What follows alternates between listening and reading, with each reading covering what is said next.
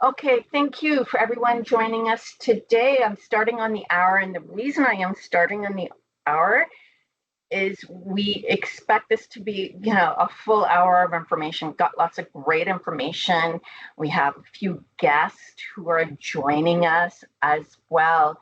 And today we want to, honor Indigenous teachings. It's not only World Environment Day, it's also Indigenous History Month. So we wanted to use this opportunity to look at some of our Indigenous teachings and how it could apply to healing spaces, especially with World Environment Day. We've got a few guests today, and I want to start off with some of those introductions as well as a land acknowledgement. So my name is Julie Matthews. I'm calling from Keswick, Ontario. I'd like to acknowledge my close neighbors, the Chippewas of Georgina Island. They are the keepers of these waters, which is Lake Simcoe and Georgina Island as well. And today we must think about all of our Indigenous neighbors who are affected by climate change across Canada, who have to be evacuated because of the fires. So we're really thinking of them and the impact to those communities. So that's land acknowledgement, and I want to welcome everyone. So today we celebrate World Environment Day and around creating those healing spaces within buildings and with the properties we manage. So we want to, some of the examples you're going to see today are not necessarily BGIS examples, but we want to get there. So we want to inspire change as well. So today we have Shailene Unalowski, and wave your hand, Shailene, maybe introduce yourself. Yes. Hello, everyone. My name is Shailene Unalowski. I'm from English River First Nation. My Indigenous name is Sikines Kwe, and I just want to thank everybody for sharing this moment with us. And I just want to pass this on to Julie, who will also introduce Tina. Hi, Tina. Tina, this is our guest today. We'll go through the other introductions once Tina kind of gives us a bit of a welcome. And Tina, maybe you can introduce yourself.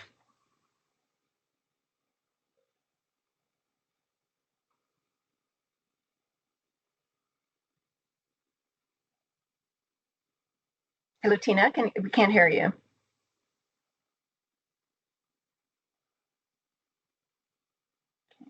How was that? Oh, perfect. Thank you. And nice to chat with you, Tina. I know we've texted each other, and maybe you can talk a little bit about yourself. I know Shailene, asked for you to attend and open up the event for us around, some of the wellness blog that you have as well. And I know Shailene's going to put that blog in the chat as well. So, Tina, over to you. Just give us a little bit of an intro. I'm a healer, and I like to use the medicines, crystals, energy work, channeling, and I like to empower people. So by teaching them how to utilize the medicines to find them and use them for themselves to see what each gift that's available to them so that people can heal themselves, and then they make it's like sharing what we have so that the world becomes a better place for everyone. And the blog has been accumulation of 30 years of my research, and includes clan teachings, healing with the medicines, and spirits of the different water spirits. So it's accumulations of different teachings that's free and available for people to study and learn from themselves native spirituality. Everyone in the world has a spirit. It doesn't matter what your nationality is. So everybody has a spirit name. Everybody has a clan. And if we learn to share with one another, we can find our own solutions to our health and social problems. Therefore, we're empowering ourselves. We change, and the world changes with us. So, if the blog it's going to be sent to all of you, and then if you touch the top left corner, you can access all the other different teachings, and you can learn for yourselves and empower yourselves. Thank you. I had All right. I had a chance to read your blog. It was really inspiring, by the way, and hopefully some of what we discussed today will, inspire us to go there and make some, these changes. And your blog is very much of a personal journey for each of us. So today we're talking about properties and what we can do in healing gardens, but well, imagine transferring that to our personal lives as well. So thank you very much. We appreciate you opening up this presentation for us. Okay. At this point, we'll go over to Christelle. Hello. Sorry, Julie. Sorry, just a second. You just had a question on the chat. Oh, thank you, Kim. Audrey was just asking, how do we contact was it Sheila? Sorry, just Christelle. Where is the contacts essentially from the blog? Oh, okay. So Shailene's going to put that in the chat as well. Okay, thank you. Thank you, and over to you, Christelle. Sorry. No, it's okay. So I am Christelle Guibert. I'm environmental manager in Gatineau, so in the National Capital Region. I've been in BGIS for nearly 8 years now, and I'm passionate about nature and gardens in general. So I will speak about climate change today. Thank you, Christelle. And Christelle's speaking in English, which is not her first language, so thank you very much. And over to Clifton. Hello, Ani. I hope everybody is having a great Thursday. My name is Cliff Skeletor. I'm an entrepreneur 20 years now. Been in the creative space, storytelling, art integrations, branding, connecting with people, building teams. I've done a lot of fun work with BGIS already.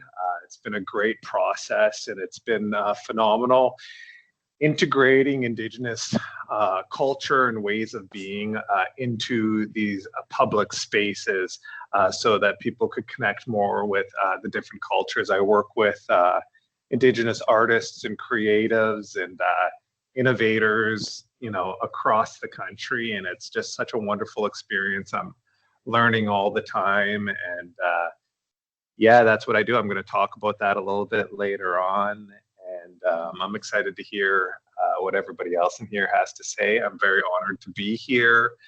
Yeah, thank you so much, Miigwech, and I'll send it back to you, Julie. Miigwech. And by the way, personal item, Cliff and I share some similar backgrounds. We're both have Trinidadian backgrounds, so that's the Caribbean. So we call ourselves the Trinis.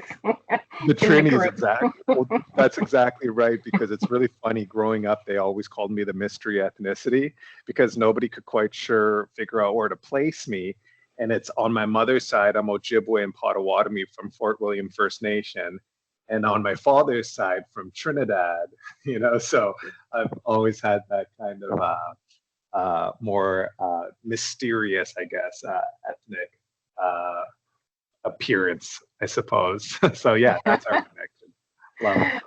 Well, thank you very much. Looking forward to the presentation. And again, my name is Julie Matthews. I typically do the land acknowledgement because I am not Indigenous, but I look like a little like Cliff. So I often get mistaken for being Indigenous, but I am not. So that's why I typically do the land acknowledgement. But just to kind of get us started. So World Environment Day is June 5th, and it's our annual opportunity to unite everyone and communities safeguarding our diverse ecosystems. And that's why it was so important to have someone like Christelle who has that knowledge on the environment to be part of this presentation. And it's really, from our boreal forests to freshwater lakes to coastal shores and Arctic tundra. We are battling climate change, and that's what Christelle is going to talk about and it directly impacts Indigenous communities, and they're the ones feeling it the hardest. And the last few weeks with the fires and the evacuees is an example. And we need to, each of us have a role to play in this, and adopting sustainable practices guided by Indigenous knowledge. So we're going to try and give you some of that Indigenous knowledge today and how you can bring it into your day-to-day operations as well. So why are we here? Environmental responsibility. We want to aim to strengthen our commitment to the environment. And you'll see a little bit about Tomorrow Matters, which is our Government Canada program as well. And we want to really have these conversations. We want to integrate Indigenous wisdom and interconnectedness into the environment. We also want to build partnerships and that with communities that foster trust. We want to create meaningful spaces, whether that be interior spaces or external spaces, landscaping, gardens. So today we're focusing on healing gardens as well as some memorial gardens as well. And at this point, I hand it over to Christelle. Thank you. So climate change impact, it's a big subject, so I will try to be short. So here is a strong but true statement. Our relationship with the earth is broken. For generations, we've been considering nature as a thing we can exploit without limits to make profit and grow as much as possible as humans. By putting distance between humans and nature and mastering nature, we exploited the prairies, we cut our forests, we contaminated air, water, and soil, resulting in climate change, but also biodiversity loss. So we are now at a critical stage where we cannot keep the status quo. I'm going to do an analogy now so you understand better. So see the earth as a banking account. We have eaten the interest of that account a long time ago, and we are now eating the principal at an alarming rate. Earth does not have enough time to regenerate and heal itself. And what we did in the past, and we keep doing it, is impacting us now and in the future. Climate change is a long-term process, which makes it difficult to apprehend, but impacts are real. And Indigenous people and people who still have a deep connection with nature can witness and testify clearly how climate change is threatening their lifestyle and food security. So first, there are the unpredictable ice conditions, then the melting permafrost and the rise in forest fires, as you see today, which are in their turn fueling climate change again by raising even more greenhouse gases emissions. So this makes hunting, gathering, and traveling more and more difficult. It is jeopardizing food security, displacing communities, and affecting mental health and cultural well-being. Indigenous communities are also in the front seat, to notice the biodiversity loss and ecological shifts that are happening. The decline in key species and the shifting natural cycles are disrupting their food system and their cultural practices. These changes make traditional activities harder to plan and sustain. They necessitate to adapt and learn how to do things differently or how to bring back to the forefront traditional stewardship methods. Climate change and biodiversity also have an impact on Indigenous culture. Indeed, the environmental degradation threatens Indigenous identity by disconnecting communities from the land, impacting languages, stories, and ceremonies. Degraded environment also limits opportunities for youth to learn cultural teaching through land-based experiences. If you go to the next slide, Julie, please. So we need to reconsider the link we have with nature, how it is our responsibility as humans to take care of the land that nourishes us and provides the needs for our living. The vast majority of Indigenous people have always had this tradition of environmental stewardship. So we need to learn from them. So if I go back to my analogy with the earth being a bank account, well, environmental stewardship is making sure we live off interest only without eating the principal, which makes it sustainable for the next generation. This is what we need to learn or relearn thanks to the Indigenous traditional knowledge. So here you can see 3 examples of traditional practices The first one is about First Nations in British Columbia and other locations in Canada and in the USA, who are practicing what we call controlled fires or cultural burns to manage forests and to reduce wildfire risks exacerbated by climate change. Usually this means doing preventative burns of the lowest layers of vegetation in a forest, like the shrubs and the grass.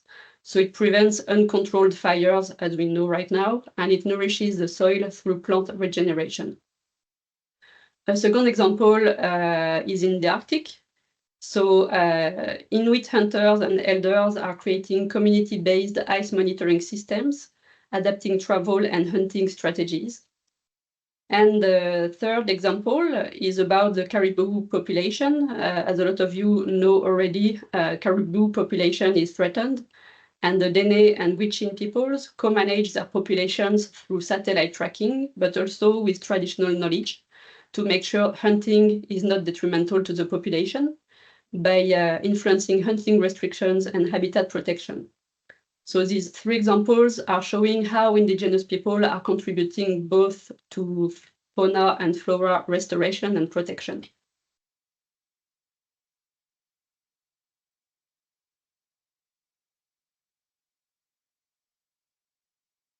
You are on mute, Julie. Thank you very much, Christelle. By the way, Christelle is an author of a great gardening book. If you want to put the link in the book in the chat, please do as well. You know, we've had the pleasure of her presenting to us on gardening tips and things like that. The book is only in French, unfortunately, right? So, yes. So thank you very much, Christelle. So Tomorrow Matters, this is a key program for us within the Government of Canada. And First Nation and Inuit peoples are on the front lines, as Christelle has just said. They're living the impacts of this, and not by choice, but due to their deep connection to the land. They're being exposed. Their experience serve as a warning for all of us, as a source of knowledge and leadership in how to live in balance with nature. So transformative action rooted in Indigenous knowledge and sovereignty and environmental stewardship is not just beneficial to Indigenous peoples, but all of us as well. So we have a lot to learn from those Indigenous communities who have generations of teachings as well. So Indigenous teachings, there's the traditional knowledge. This includes ecological knowledge that offers valuable and deep insights into environmental stewardship. And we're going to give you some examples of that.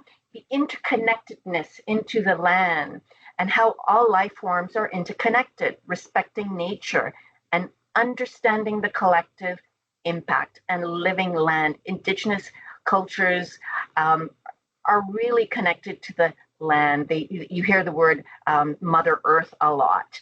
And it's a living being deserving the care and reverence, fostering a sustainable relationship with nature as well. So over to Shailene, who's going to talk about the medicine wheel. Yes, thank you, Julie. 4 directions. Each direction represents unique teachings and perspectives that guide our understanding of life's journey and balance. Holistic balance. The wheel symbolizes spiritual, emotional, physical, and mental aspects, emphasizing the importance of harmony in our lives. Circle of life.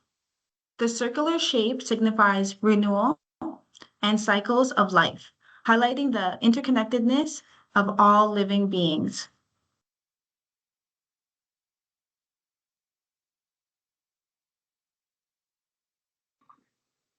So we're going to give an example of a medicine wheel here as well. Cliff is also going to talk about the medicine wheel and examples. And you see it, you know, even in gardening and, you know, in interior spaces as well. So we want you to think, everyone, do you have a sustainable landscaping opportunity? Are you looking for those opportunities to communicate and improve Indigenous teachings as well? And the symbol of the medicine wheel is a great example. Like Shailene mentioned, it's a circle designed to symbolize all the things connected in the circle of life. And the Sheridan College has a great example. They even have a plants listing. If you go to that, if you have the connection in the link I sent, you can click through it as well. And you have the 4 quadrants representing the different directions. So I've seen some gardens where they use the different colors as well and plant different plantings based on those colors as well. But the Sheridan Medicine Wheel Garden features those 4 quadrants, and it's a great example. It's a great free resource for you to use. Visit their site. It's been in place for quite a few years now, and a wonderful example of a medicine wheel garden, even within our own buildings. Like Department of Justice included a medicine wheel in one of their sort of wellness rooms as well. So we have examples of that as well. I'm going to show you a video about this great project. Our Can everyone Center hear? for Indigenous Learning and Support suggested creating a traditional medicine wheel garden using diverse, pollinator-friendly native plants designed according to Indigenous teachings. A medicine wheel garden is really a garden that is reflective of the medicine wheel, which is used by a lot of different nations. So the medicine wheel garden has a circular shape. It's made up of 4 quadrants of native plants. They are pollinators, so they attract bees, butterflies, and birds. It's going to help further enhance the biodiversity on campus. Greatest challenge in deciding what plants go in there, and sure I wanted native plants, but the different quadrants of the medicine wheel garden are color-coded. But it's also a nod to First Nations and being aware of the seasons and changes and especially direction. Back, in pre-settlement times, it was really important you knew where you were going. So you knew where the sun was coming up, where the sun was going down. You knew the direction you were going in because it meant survival. It also is an opportunity to educate visitors about traditional Indigenous knowledge and create a permanent landmark on campus that celebrates Indigenous culture. First Nation, they tend to have a better connection with the land. I think through First Nations Medicine Wheel Garden, we can build better understanding about First Nation culture. To me, it's a holistic framework, a framework that we can look at differently in the world, the way that we interact with each other, and I think that's really what that medicine wheel is, and the medicine wheel garden just reflects those values into the garden. Especially in this day where there's, I would say there's an epidemic of anxiety in our society, and anything that can sort of counteract that would be good. And I hope that they sit in the garden. I hope it becomes a place for quiet contemplation. I think that's the most important aspect of what a medicine wheel garden is. It really teaches a lot of people to be mindful.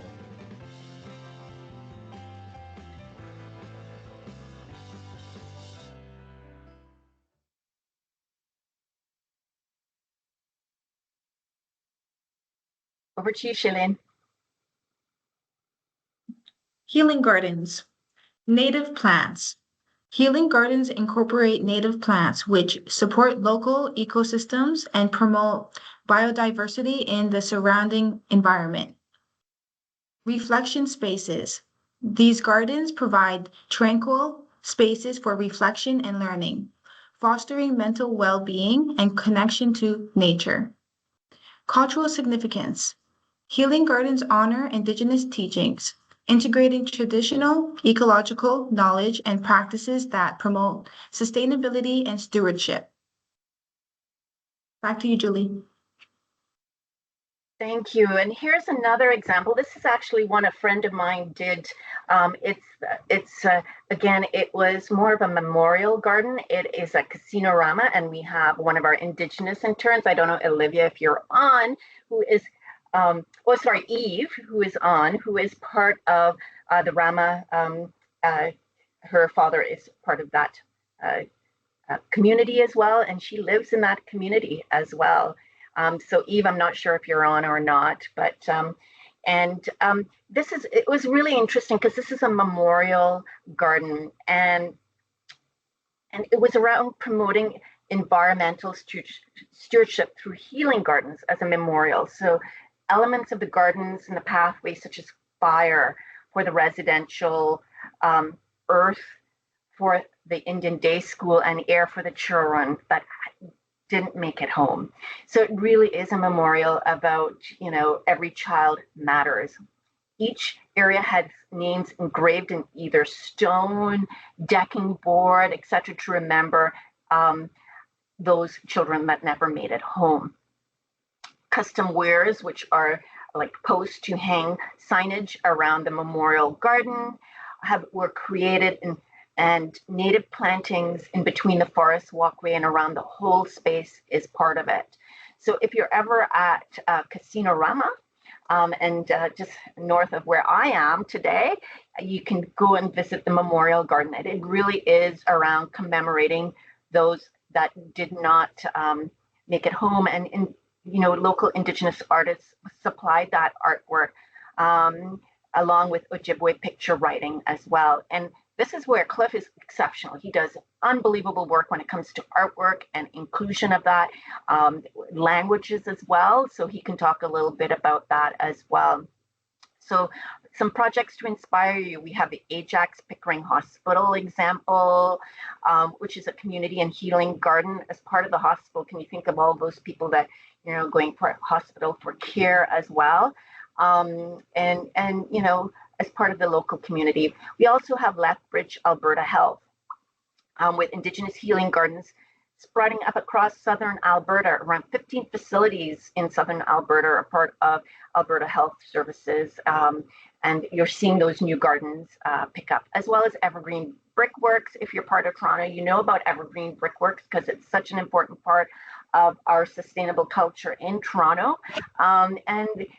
This was an Indigenous youth-led design. I'm a fan of youth-led activities. We did a project at CD Howe in Ottawa with youth artwork. It's so inspiring. These are just some examples to get you inspired as well. And I'm going to show another video, which is in Ajax as well. Ani, bonjour. My name is Chef Joel White Duck Ringet, and I'm here today at the Ajax Pickering Hospital Indigenous Healing Garden. Some of the design here today represents Anishinaabe ways of knowing, like the 7 sisters, 7 directions, 7 clans, and 7 grandfather teachings. Honesty, truth, humility, love, wisdom, respect, and courage. And that's what Minikan has designed in the garden that you see behind us in the Indigenous Community Garden at Ajax and Pickering Hospital. Minikan Innovations and Designs, which Minikan means the seed in Anishinaabe-Moan or in Ojibwe, which is my language and my culture. And we invite you to come to this garden at the Ajax Pickering Hospital to learn about Indigenous agroecology and participate in understanding how to grow Indigenous plants and learn about the healing properties of many of the plants that are being planted here today. So along with the 7 grandfather teachings, the entire concept of the garden is based on the number 7 because it's such an important part of the Anishinaabe culture. Along with the 7 grandfather teachings, we have these 7 garden beds that you can see as part of the container gardening design. We have 7 mounds in the very middle of the circle. And so the entire symbology of the garden is based on these 7 teachings of the grandfathers. In the middle of the garden, we see the sacred traditional medicine called the asema. It's tobacco. It's what we use as an offering to creation, and that is what we pray with, and we also smudge with. The asema seeds that are planted here today are 500 years old, and we have transplanted them from the seedlings that we grew at Minikan Innovations and Design for this community Indigenous healing garden. Part of this design is also 3 Sisters Garden, corn, beans, and squash. When you grow these three sisters together, they have a symbiotic and reciprocal relationship together in that they help each other grow to their full potential. And not only do they help each other grow to their full potential, they regenerate the soil. And that's what Indigenous agroecology is all about. So the teaching of that is we have a responsibility in this lifetime to find out what are our true gifts and how do we nurture them for ourselves, then for our family, and then beyond that to our communities. And that's what the Three Sister Garden actually represents. That community is stronger when we work together. Chimigwech, thank you. I have to stop sharing. A bit of a technical problem because it's an unlisted video. So I'm going to reshare as well. And it's interesting because I'm looking forward to Cliff's presentation as well to get us started as well and give us some great ideas. And my team's is struggling with me. So give me 1 second. That's all right. I'm just jumping in to say, I feel like all the pressure is on now. Julie, you want me to jump in? Yeah, if you don't mind, can you share? You see, Teams is giving me problems. I knew it would happen. That's why I called Kim and said, hey, if you can jump in, that would be wonderful. Okay. Just, is this? Keep going past the videos. Keep going. Yeah, this is past the video now. Yeah. Okay, this one. Yeah. Oh, go past that. Yeah. Yep. Go past. Stop. Sorry. You see, and it takes you back to YouTube, but I'm going to, I think I got it. Hold on. Okay. Sure. Oh, here, I can do this way. There you go. Oh, you got it? Good? Yeah. Perfect. If you can continue, that would be great. Thank you. I appreciate all the help, Kim. Oh, is this it? Which slide 17. Slide 17? Okay. Thank you. Just one back, I think. One back. Yeah, there you go. Thanks. That's why it's always it takes a village to do this, right?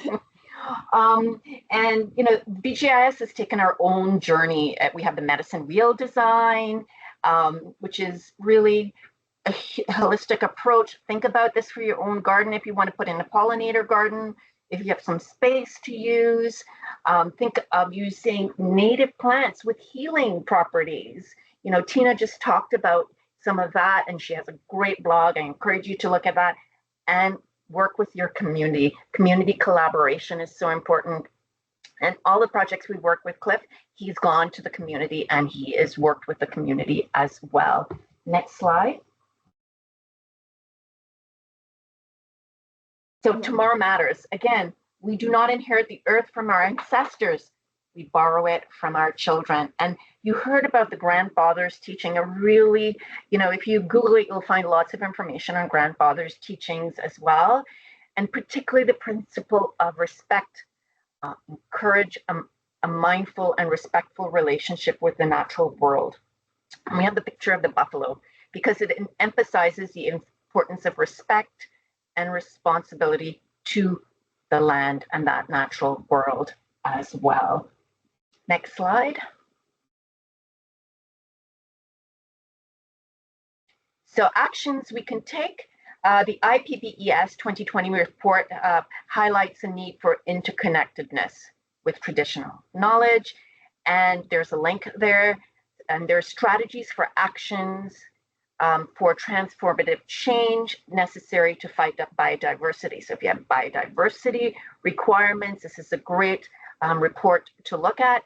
And we have to shift individual and societal views to prioritize interconnectedness between human and nature and embrace Indigenous and local knowledge as well.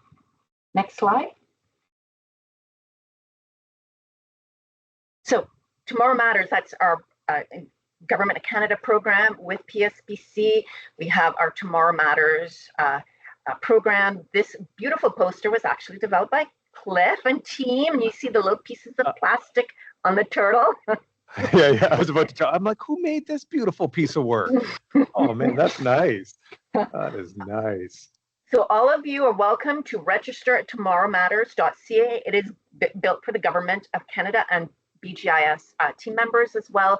It's like our sort of sustainability Facebook where we can share information and news as well. And at this point, it's the next slide. We're going over to Cliff, over to you. And great, he developed that turtle. I gave him, a simple ask. Developed the turtle with the pieces of plastics because we were concerned with plastic reduction in the oceans. That's a lot of what we work on. And Cliff, what a wonderful job. So over to you. Wow, you're too nice. Well, hello everybody again. I like you like the picture that I sent over to you, Julie. That's like 5 years ago. So I look a little. You could tell it's a little lighter up here now. So thank you so much for having me. I know I did my introduction, but I just want to do another one.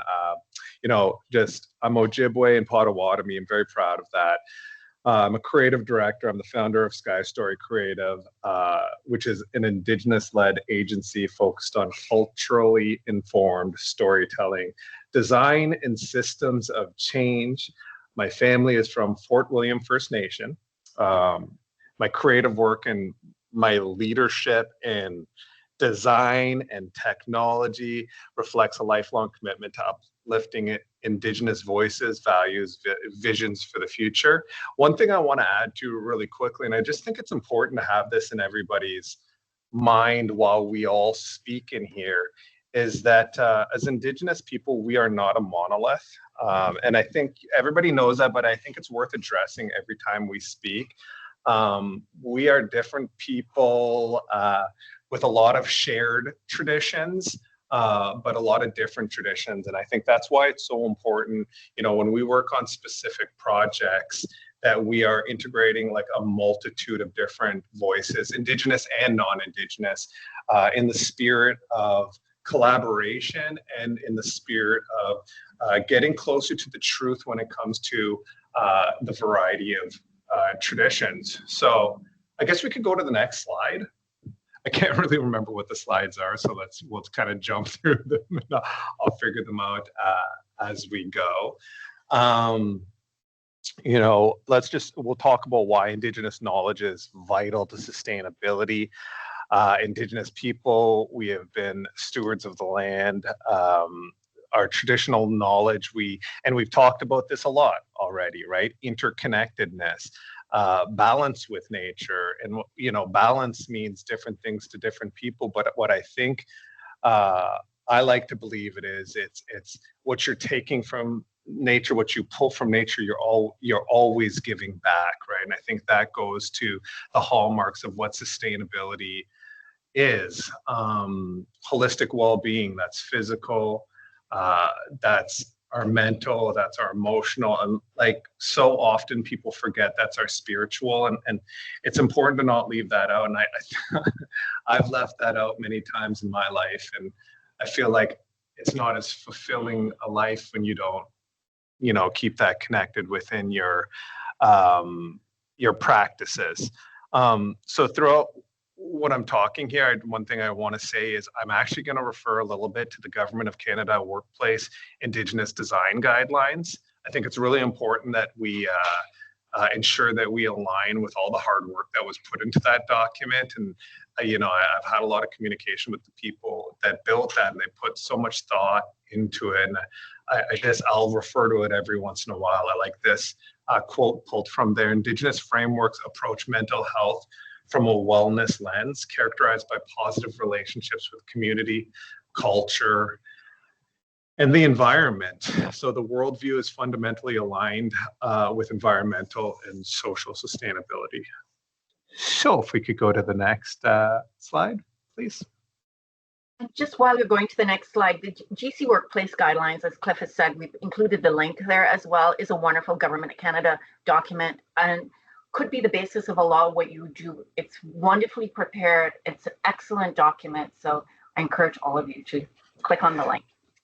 Yeah, go through it. There's a lot of good stuff in there. Even myself, right? I've been doing this for a while. And again, we're always learning. I think it's going to be rare for you to come across an Indigenous person that's going to be like, I know everything. I know every tradition and way of being and thinking. That doesn't. I don't believe that person exists. I've yet to meet them. There's very knowledgeable people, and that's the whole point, right? We're always sharing. We could always learn, and yeah, that document is fantastic. So yeah, let's talk about beyond design, building relationships, not just spaces. This is something I really focus on. I mean, one of my goals here is to just ensure that we're integrating Indigenous ways of being into more public spaces. I believe Indigenous and non-Indigenous people benefit fundamentally. There's just so much alignment. What I always think is when this happens, what it does, it builds understanding, it builds commonality, it builds rapport, it builds connection, that it allows us to move forward with shared goals.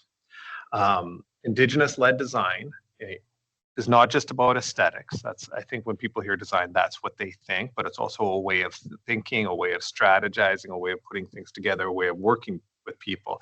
It's a process. Respect and long-term relationship building. And let's kind of refer back quickly to the design guidelines.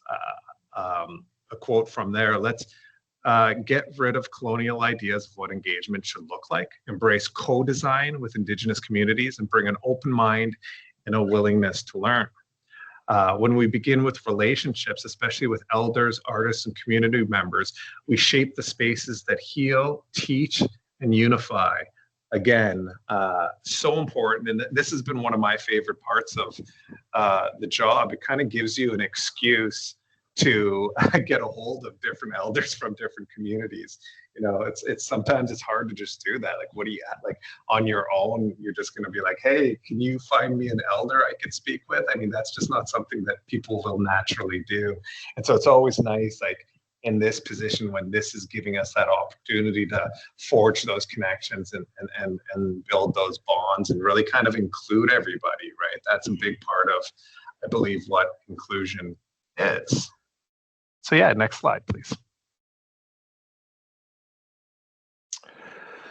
Okay, the medicine. We've talked about the medicine wheel, and we'll talk a little bit more about the medicine wheel. It's such a beautiful tradition, a beautiful, I don't know what the exact term I want to use for it, but it is something that is deeply important to Indigenous people. So even though it's been talked about in the presentation, I want to touch on it briefly here. The medicine wheel reflects our teachings, the 4 directions, the sacred medicines, the balance of life. It could guide both philosophy and physical design. And so there's a lot there. There's a lot that's very important as far as the different meaning and the different ways we can engage with spaces that are used by people. And then that kind of builds into the healing garden that uses the medicine wheel. And so this offers us an opportunity for sacred plantings, right? Tobacco, sage, cedar, sweetgrass. To be able to include these things, it also creates an opportunity for different types of education, right? We could create educational signage, and there's all sorts of ways we do that as well in my agency, because we integrate technology as well. I believe that there is a beautiful intersection between traditional and technology, and bringing them together to educate, teach, and create beautiful experiences. And so, the medicine wheel, the healing garden, really creates a space for reflection, for ceremony, and peace of mind. These gardens are living expressions of Indigenous values. Can we go to the next slide, please? Okay, so I'm going to talk about myself a little bit, right? Plugging my business a little bit. So here's how Sky Story can help. We bring these principles to life through engaging with elders an artist from the start. I think this is really important. Been involved in projects where we get kind of brought in at the final hour, and it creates like a lot of challenges. I think that, you know, we can kind of jump in and do different things when it's kind of late in the process, because we're very malleable. And the one thing I think we're continuing to learn about Indigenous people is we are very adaptable people.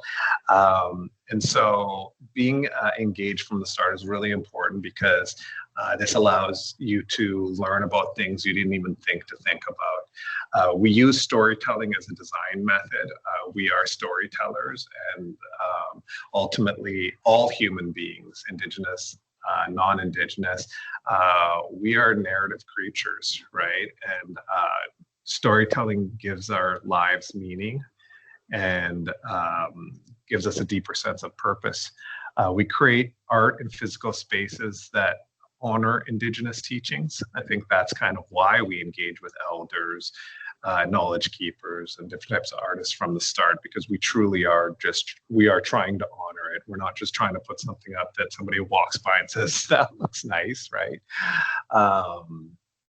And here's the technology piece. So we integrate, we're capable of integrating AR, which is augmented reality.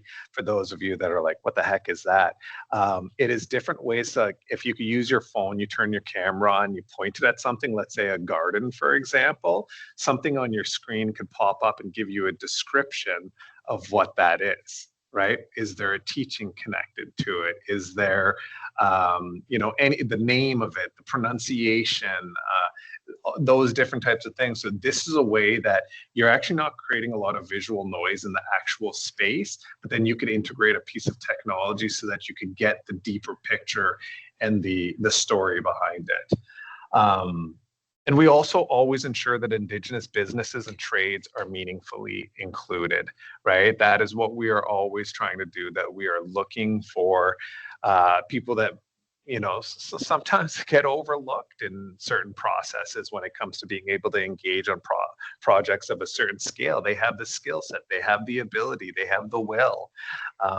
But maybe they don't have the appropriate connections or pathways to be able to be involved. So that benefits us all when they're able to be in the process. I'll say, like just on this slide, we ensure that design is guided by spirit, not just style. There you go, next slide.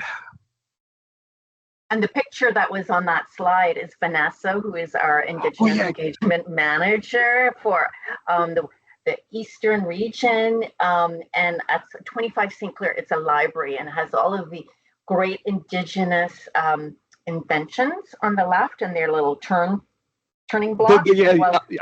I'll speak to that really quickly, Julie. Okay. So Vanessa, love Vanessa. She's amazing. This was a project we did at 25 St. Clair Street.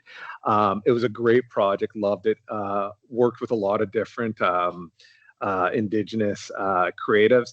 On the right, you'll see that canoe. That canoe is a birch bark canoe made by a guy named Tom Byers, considered one of the greatest birch bark canoe makers in the world. He's a Métis man. He's phenomenal. I found him buried in the bushes down by a river, and went out to his place, and he built that, using no like electric tools or anything, using all of the traditional methods. We innovated something there over on the left. Those are all cedar wood blocks, and they're on a pipe and they spin, and some have Indigenous innovations, people of interest, and different things, so you could spin them around. So it's an educational piece. And then there's a quilt on the back that we just thought was absolutely beautiful, because we wanted to ensure there was a tactile experience to it.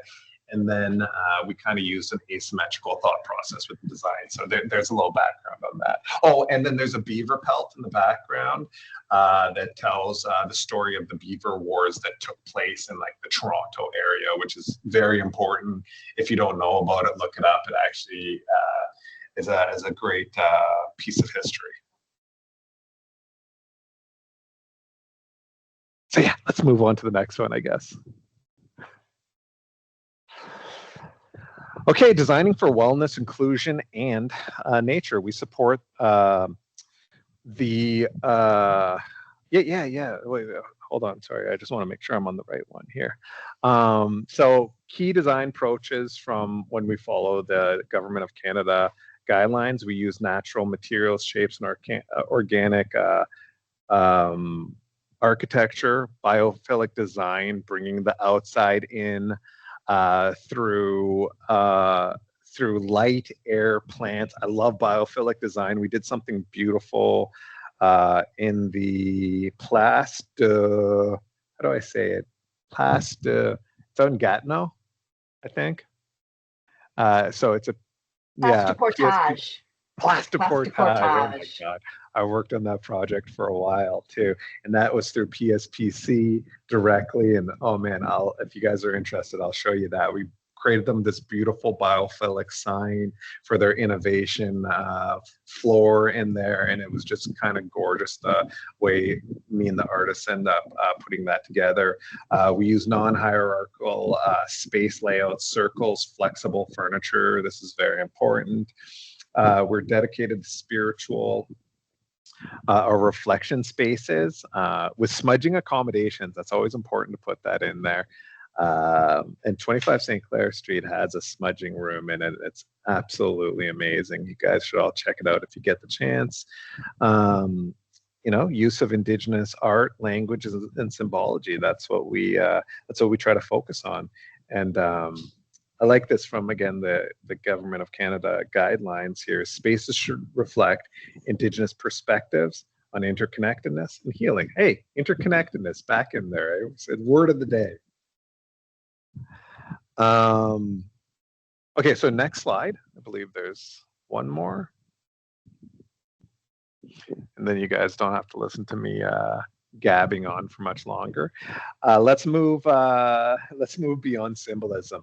The time for symbolic inclusion has passed. The new standard is relationship, reciprocity, and accountability.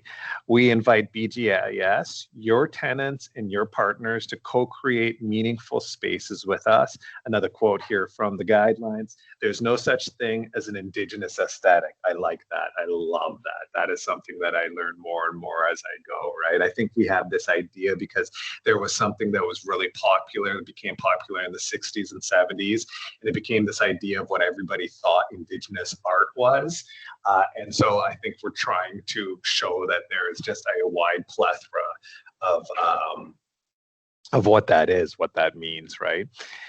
And so instead, design should emerge from listening, collaboration, and shared vision.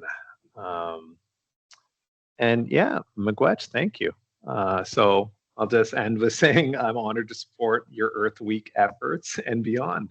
Let's design a future where wellness, land, and cultural memory are embedded in every space we create. Let's build what reconciliation looks like. Thank you. Thank you. And thank you yourself, Cliff. Thank you, Tina. I hope, Tina, this gave you an opportunity to understand what BGIS does as well. And if you're looking for Cliff, he's in one of our vendors under Sky Story, so you can find him. He's an approved vendor already on our list as well for most of the regions as well. So questions, I'm keeping an eye on that. And just let's finish off with one slide too, if you can go to the next slide. And I think that summarized what Cliff said as well. Let's build what environmental reconciliation looks like. A really good statement to end on.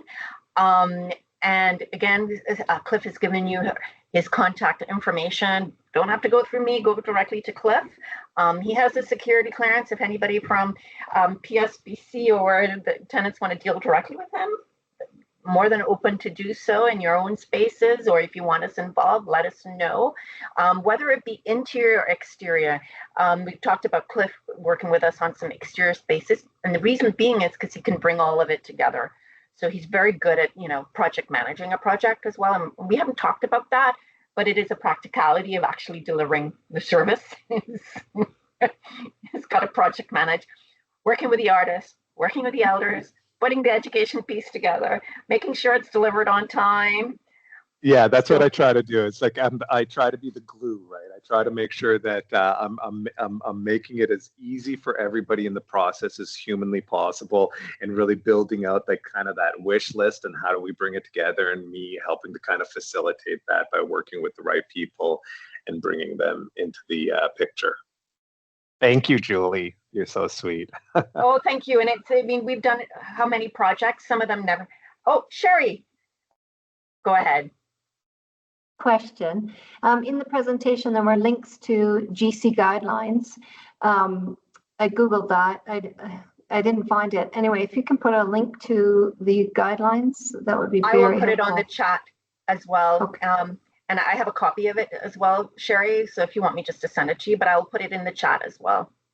Okay, perfect. And it's been a really fascinating presentation. I have a lot of reflecting to do. I know, because we're working on a pollinator garden. So, yes. so let's cross our fingers and, oh, and look at that. There's a project for you, Cliff, Natasha Guru. Hello, Natasha. How are you? And I know you're working with the Sudbury team for the CRA. We are working on, 1050 Notre Dame. That's the CRA building. We are working on building a outdoor gathering space as well there. So that's phenomenal.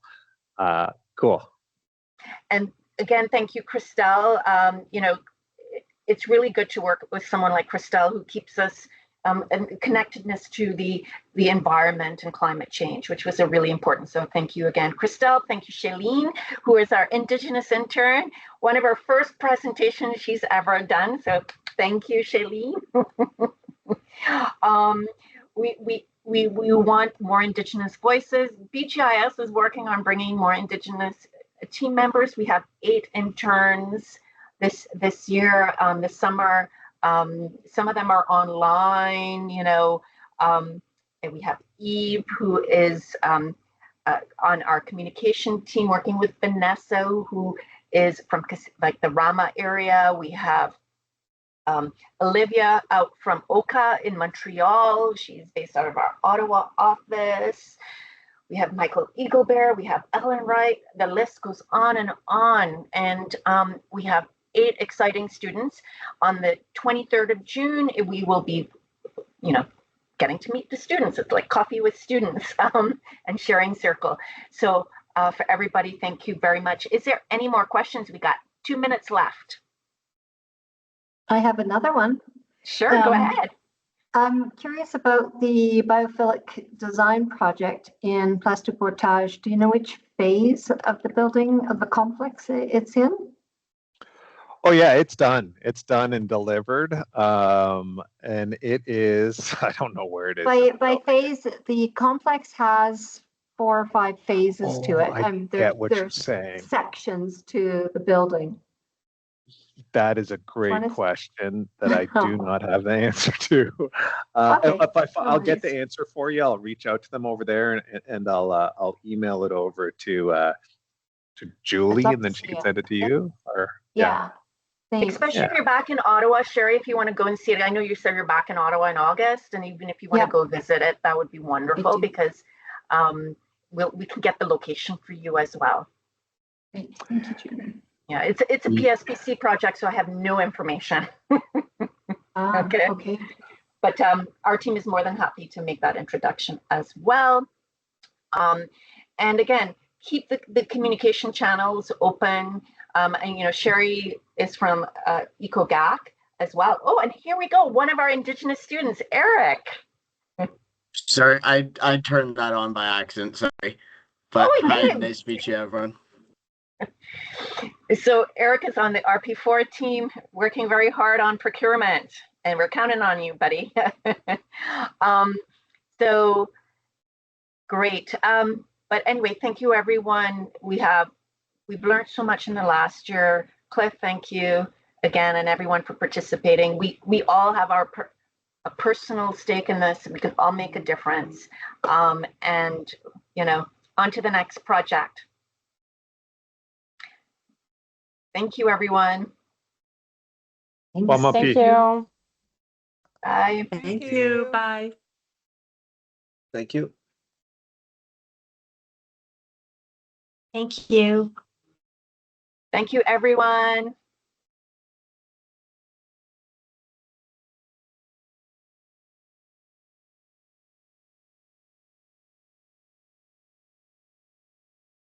Thank you, Tina.